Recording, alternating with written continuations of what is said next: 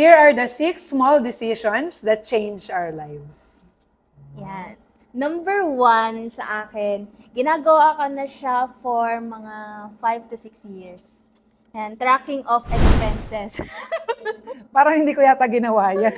Yan, ito yung isa sa pinakauna kong pinractice nung natututo ako about finance. Kasi natuto ako na dapat kinocompute ko yung income ko, inflow, tapos outflow every month. Tapos kinocompute ko pa din yung net worth ko nung nag-start ako. Kasi iba-iba yung mga racket ko rin that time. Iba-iba yung source of income ko, pa iba-iba rin yung monthly na inflow ko. So, yun, nabuild na siya na habit. Yung una, Google Sheet lang.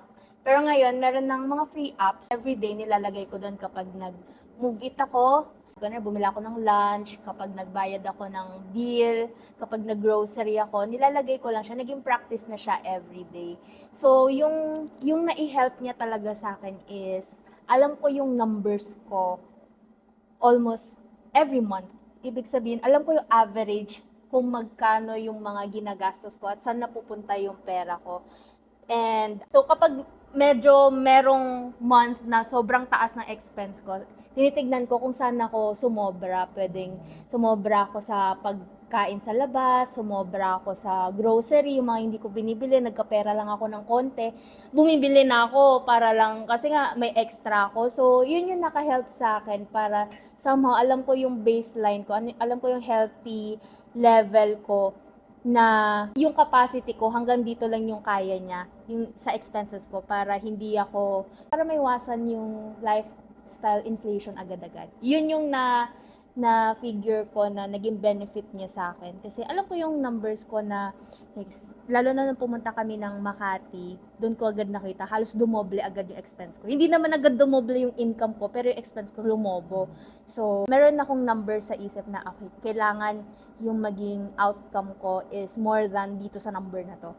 And then, pag medyo nai-hit ko na siya, okay, nagbe-break even na ako. So, yun, mas nagiging wise ako sa kung saan ako mag-spend, ganyan. Ano pa yung kailangan kong gawin para mag-increase yung income ko. Kasi hindi na talaga ibaba pa. Hindi na maibaba pa yung expenses ko. Kasi yun na talaga, rent, fix siya. Ano pa ba yung fix? Yung mga subscription, yung mga utilities, halos ganun, same. So, yun, malaking factor siya sa akin na hindi ako parang saan napunta yung money ko. Paano niya nabago yung buhay mo? Nabago niya in a sense na hindi po ako parang clueless sa kung saan napupunta yung pinagtatrabahuan ko every month. Okay, napunta dito, okay, nakikita ko yan sa sheets, makikita ko yan sa app. Meron akong app free lang siya. Expenses. Expenses pa yung pangalan.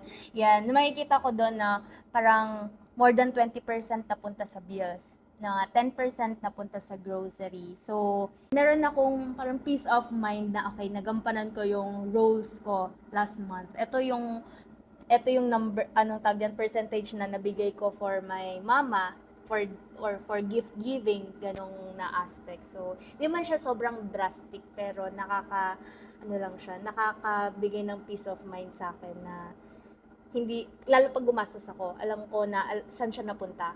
Saka, nabibigyan ako ng awareness na kapag sumobra ako dito, okay, next month bawi.